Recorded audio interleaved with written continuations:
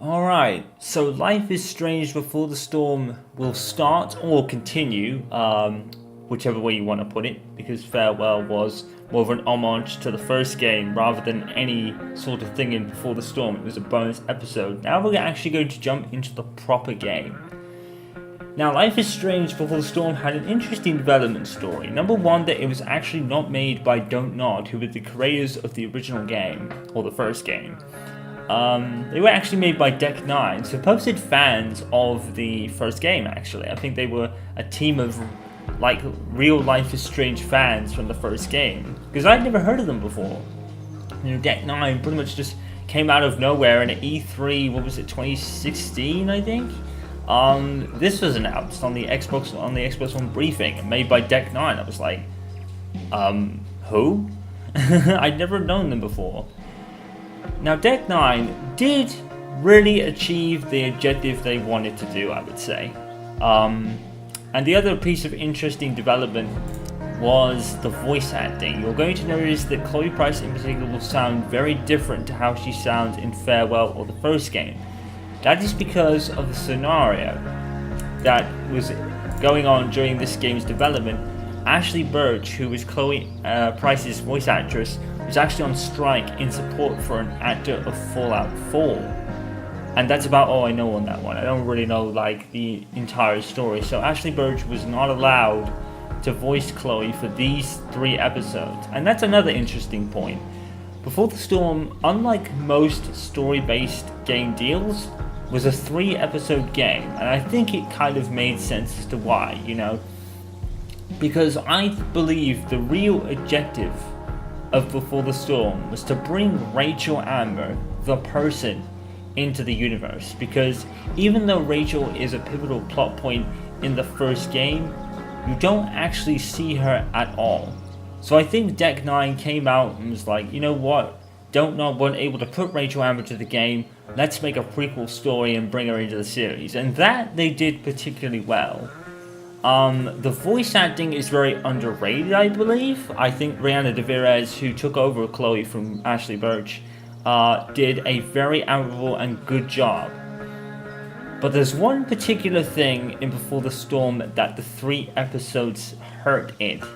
And we will talk about that when we go into it. Because I don't want to... Let's just get going, and I'll point it out when we get there. There will be probably a point where I pause and we have a discussion, because there is one thing I really want to point out.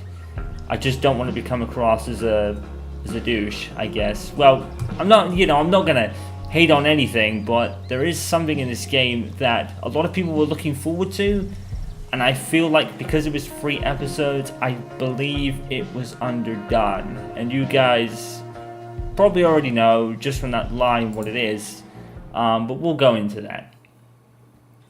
We'll go into that nearer the time.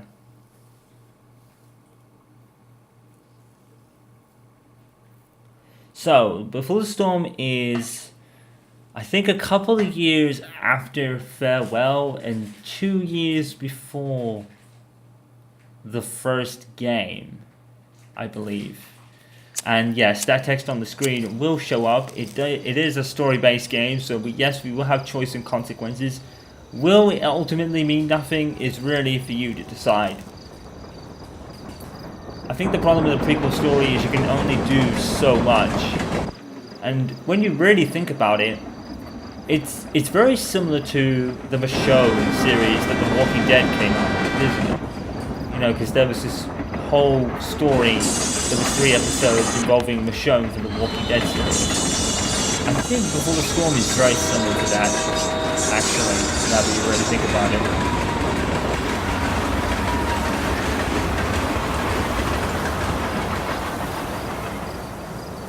Instant character development.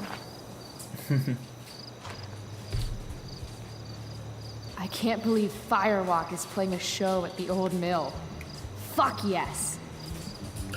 Lol. Mom would kill me if she knew I was out here. Pretty much. And we're just going to jump into this immediately. So what's kind of cool or not, depending on your views, I personally think this is that the story is told through Chloe's journal, and this is the same as the first game, you know, when the main character Max actually writes what happened through her journal and through her diary. The interesting thing about Chloe's journal here is that they're actually letters to Max. She actually writes it in letter forms to Max and kind of tells her what she was doing. And they turn out to be letters she never sends, pretty much, which I think was a really nice touch and a nice homage to the original game. The one thing I wasn't really a huge fan of was this game's portrayal of William. I didn't really like their portrayal of William either. He's got a strange arc in this story, which is really not William, but I guess you know something has to kind of play that role. This character will actually become permanent later, the David character, and of course the first thing I looked at was Max's character bio here, and we're gonna do it again because yes. So this will go hand in hand with what I was talking about at the end of the farewell episode, where Deck 9 probably unintentionally make Max a worse character than she actually is. But you have to think about it like this actually. This is actually portrayed through Chloe's anger rather than anything intentional from Deck 9's perspective. They are kind of saying that Chloe, you know, she's a little bit angry over Max leaving and not saying a word, and that makes a lot of sense. So that's why I believe that Deck 9 didn't intend to make Max the like, not the hated character, but I say hated, that's a bit strong. I would say the disliked character now. You know, her whole thing is now flipped 180, and I think it's mostly because of this, to be honest. And I don't think Deck 9 ever intended to do that, but unfortunately a lot of people just picked up and that's how it came across, unfortunately. So we're going to read this because of course it's Max, we have to. Well, I have to. So, Maxine Caulfield, well, Max, she puts Max actually, she doesn't call her Maxine anymore. MIA ex-best friend extraordinaire. This auntie motherfucker loves photography more than life itself, and definitely more than me, and that's immediately not true. Jay, I mean, okay, you have to bear in mind she's angry here, and William's gone, so obviously that has an effect on it as well. But I can honestly say that's not the case. But we don't know. Like I said, we don't know because no one ever says anything to the contrary.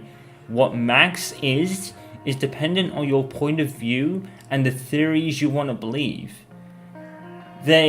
Whether Don't Nod and Deck 9 intentionally left those theories open to interpretation, I don't know. But if they did, then that's what makes the dislike for Max even worse, because you're basing your opinion on a theory you curated just from the words of his journal, which is from, but it's open to interpretation, I guess. I think this is a plot point that needed more clarification, especially after the dislike Max has grown in the fandom, like over the last couple of years or so. She even uses old instant cameras, which we never saw in Farewell, actually. That's one thing I actually noticed. We actually used William's camera the whole time. She didn't actually have a vintage camera of her own at that point, which is rather unfortunate. It's probably not healthy for anyone to be that stuck in the past, but who am I to tell people how to live their lives? When we were kids, we would dress up like pirates and eat ice cream and write and draw these stupid comic books where we had powers and save people and shit. Now, when I first read that, I actually thought it was quite an homage to the first game, because of the plot point Max is predominantly involved in, which we can't mention right now because we're not there. Then my dad died and her dad got some job up north and she moved away to Seattle. I mean, to be fair, what more could anyone do? You know, Ryan's obviously going to take the money to support his family, and because Max is so young, they can't leave her. And even if William was still here, I think they still would have left as well.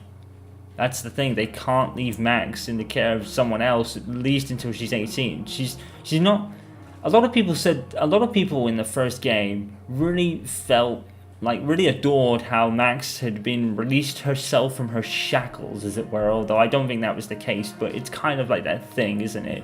You know, you grow older, you want to be independent, and Max kind of goes through that, and then, like I said, at the first game, she ends up being completely different from the start to the end of the game, and that was what she was kind of adored for, but then this came out, made Max look more worse than it actually was intended, and now people just kind of base their opinions on that for some reason. It was probably the moment I needed her the most and she bailed. Well, no, not really. I mean, like I said, what more could anyone do? It was just a whole bunch of unfortunate circumstance. Thanks, Max, for teaching me that I can't rely on anyone. I mean it. Life lesson learned, and you don't mean that. Because look at the bottom here. The worst part is that even though we haven't spoken in months, even though she habitually ignored my texts so much that I just stopped trying, even though she didn't, not to begin with, I'll prove it in a second. Even though I know deep down she doesn't care about me anymore, which is immediately not true because no one said that. And then she probably has all new friends up in fucking Seattle, which she only has 2. I still miss her. If she came back tomorrow and said, "Hey Chloe, want to dress up like pirates and be stupid together?" I would take her back in a heartbeat, and that's the real Chloe Price talking in that very line. That's the real Chloe Price. That's her talking right there. All this is just, it's understandable pent up anger, but at the same time, you know, Chloe doesn't know what's happening. I personally think something happened. Because, like I said, at the end of Farewell, Max's character on her own isn't someone who would not talk to her best friend for 5 years, and then you factor in how she feels about Chloe and William and all that, and it just makes that even more a thing that makes sense, you know what I mean? Even more potent, I think that's the word. All these are just, I'm not going to read all these, even because I already have. Oh, this is interesting. This is actually quite an interesting one. So Dad got me this stationery one day when I complained about wanting to send an email and the internet was down, and tonight I thought, hey, maybe it's time to write Max. Funny thing is, I don't really know what to say, because we haven't talked in 3 months, despite my calls and text. And not that I'm upset or anything. Fuck, there's no way I'm sending this, is there? See, this part's really cute. Because basically she makes a make-believe Max. I think this says. Something like it. Here I can write all I want without wondering or worrying or ever write back. Yeah. So, it's kind of Chloe's inside feelings becoming a bit more to the fore. But she's pent up with anger right now because she misses her. And that's all it is, really. But if you have a look at this... Oops. She's tried. She has. I've been bad about emailing. Texting is better for me anyway. And then, right, okay, so... This is American date, I believe. So it's the 2nd of November, I think this is. 4th. So it's 2 days. And then it's like a week. This is 13th. Really busy. You'd love Seattle. Would have been all. Cool. Maybe some hitchhiking in my future. And then now we're at see, this is the thing. Right. This is the thing. I've noticed this, but it's not like Chloe is completely blowing up her phone either. Because look, 13/11, 27/11. So it's not like she's texting her every day. And it's an almost immediate response. 28th here. Maybe we should set up time to call. I'll check my dance card. 7 pre-armor candidate. What is it, like 2019 in Seattle? That's really funny considering it's 2019 now. That's hilarious. So this is all the same day. That's immediate. I know, right? Maybe this weekend. Still going, still going. And then she doesn't say anything for almost a month. Chloe doesn't. And then again, doesn't say anything for almost a month and then gives up. So Chloe isn't making much of an effort either, and she stops here. She stops. Max doesn't stop, she does. So maybe Max got a mess, like didn't text, like maybe Chloe didn't text anymore, and that was probably what Max got. Maybe got that message that she didn't want to hear anymore. There's a 50-50 on this. There really is. I'm not saying Chloe is bad for not doing it, but it's not all Max here. That's what I'm trying to tell you. I'm not saying like Chloe, like she just gave up, really. She gave up first, I guess. Okay, so that's pretty sure and to the point. Alright. Frank will become a very pertinent plot point from like minute 1. And you could kind of see. Yeah. Gonna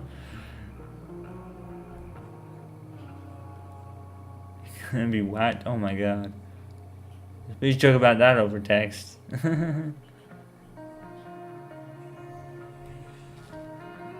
Rain check. Now, Elliot here, I had an immediate vibe about Elliot.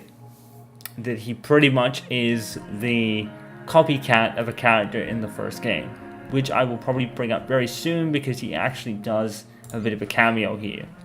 But yeah, Chloe kind of gave up first and wasn't immediately blowing up Max's phone either. You know what I mean? But like I said, I get how Chloe's portraying a little bit of anger here, and I understand that whole thing. No trespassing? No way. Fuck that. In fact, I'm gonna parkour over it. Eat that, sucker. Eat that fence. Holy I shit. do understand Chloe's anger, but no one. You could say Max could tell her This if place something's is bothering awesome. her, but you know the writers didn't do that. If I'm gonna get inside, I'll have to get through that door. The whole blame for this is that the developers and the writers of it. That's the real blame. Unfortunately. It's unintentional though, that's what I'm saying. Deck 9 didn't intend for it to be like that. If I owed somebody $1,000, I'd be shitting my pants. Spoilers.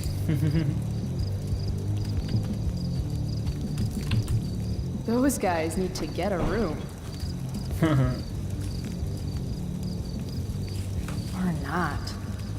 Damn. Mind your own business. I understand, really, and it won't ever happen again, I swear. You can trust me. I promise. I really get it now. I do. Do you? Because trust gonna with me eavesdrop. is earned in actions, not words. Got it?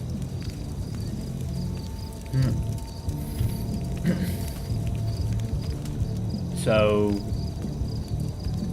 2 wheels forever? What? Guess fire safety isn't exactly high on the agenda here. Ha ha ha. That'll become clear later. Some say the world will end in fire. Mom would totally flip her shit if she knew I hiked for an hour just to see a show. This place is sketchy as hell. An old abandoned building in the middle of nowhere, miles from home. Home. Right. Now I remember why I'm here. Any place is better than home. Yeah, things have progressed in quite a while since we were last here. Oh yeah, a thing I probably should mention is that these episodes are quite This long. RV's just begging for a So- little street art. But if I do it here, someone even will see me. if we do have I have long-winded discussions in a video, it's probably not going to matter if I don't, because these episodes are quite long anyway. I'll show you where a lot of the collectibles are. I don't know if I'll get them all, but Perfect place for me to work. I'll get what I can. I already have them all, of course. Now what to draw? Not a meth lab. Free candy.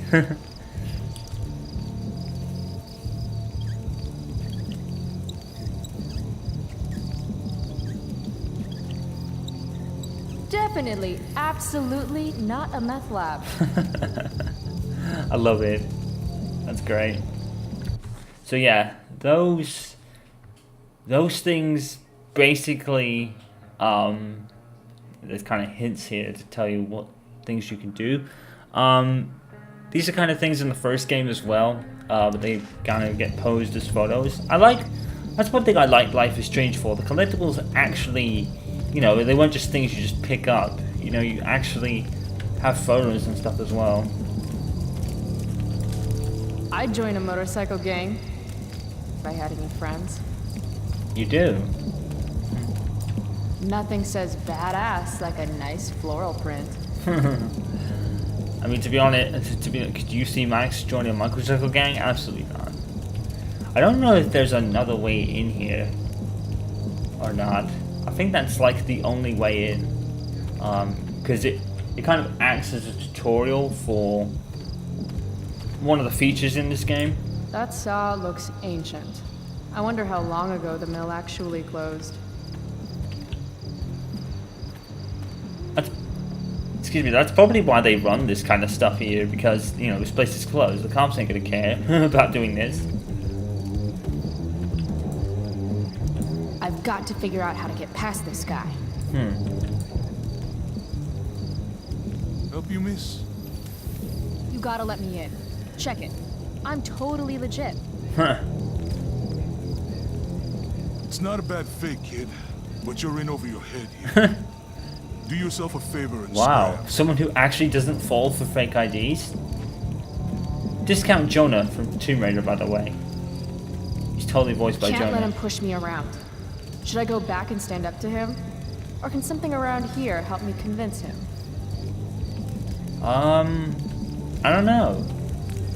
I always thought, is there another way in? Because, you know, it's down here, right? Is this door here? A second door inside? So close, and yet so far.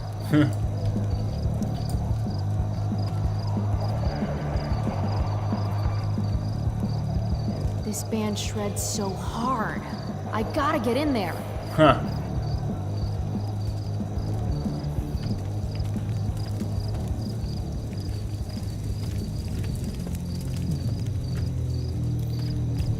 What's this?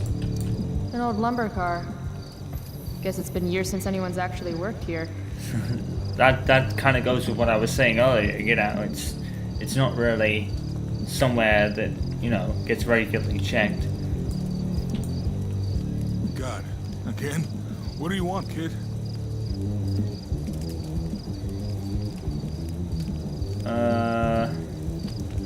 This is the old mill, right? I heard Firewalk is playing here tonight. They're awesome. Nope. Are you kidding? You should probably just go. Are you fucking kidding me? Is that your bike over there? Yup. It's, pretty cool. Huh. Gee, thanks. Is that all? Yep, he's not gonna play ball. So you've started a backdoor challenge. Now basically this backdoor challenge actually replaces a lot of the mechanics from the first game. I don't really find it as entertaining, to be honest. Yeah, I prefer most of the first game to this one. I have to And it convince doesn't this really doorstop matter I'm if not you giving fail up it or until not, he really. lets me inside. It really doesn't matter if you fail it or not. It's rather superfluous, to be honest. You use arguments and insults to get someone to do what you want. and then it ultimately means nothing anyway because they do it. I noticed that with Don't I you think it was remember what it's one like to be a teenager? in I just want episode to see the band. 2 I thought we went over this. where I Is it failed your it bedtime? and still got to progress through the story. Pay attention to what your opponent says, and then choose an appropriate response that features that, I think. Yeah. I don't know how this would actually work.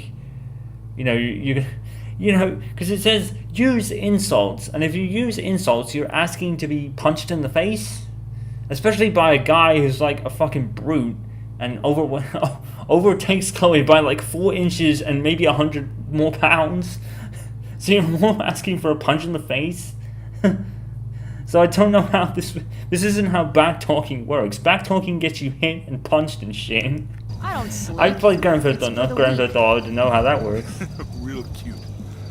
But I still don't know you.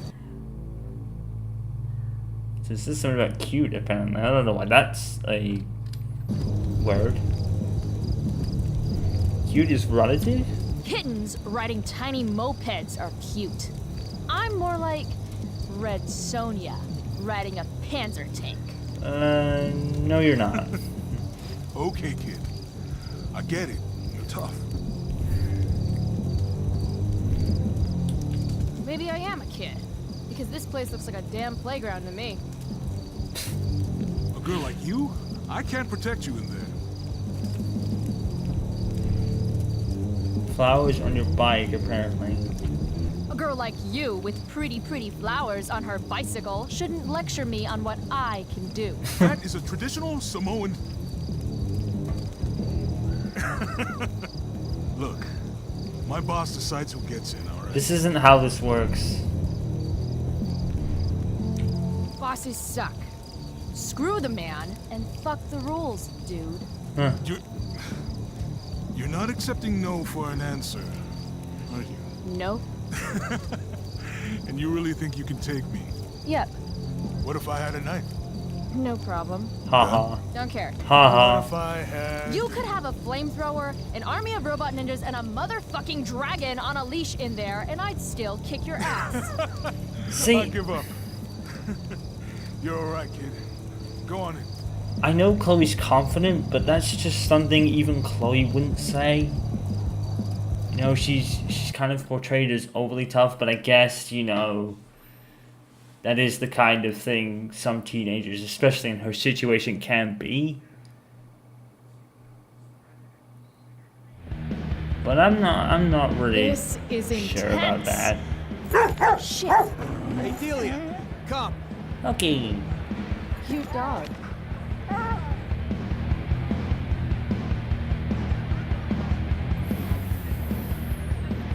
Which one's my soul with your dirty hands? What? Oh my god.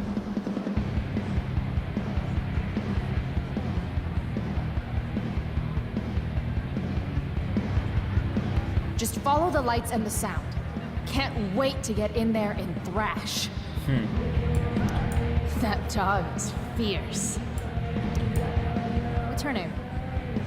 Delia. Hello?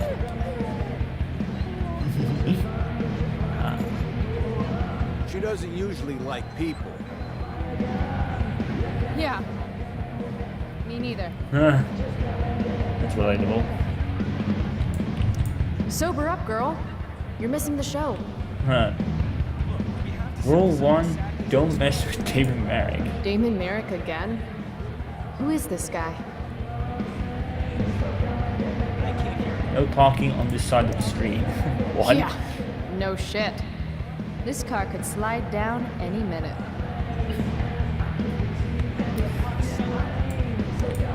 Looks like that parking brake is the only thing keeping that car from rolling down the ramp. Let's curate industrial, like, kind of mill sabotage. Oh, here we go. There's 2 wheels for everything again. That's weird. Reminds Someone me of likes the way I that, make apparently. important life choices. No thanks. I try to avoid hepatitis when I can.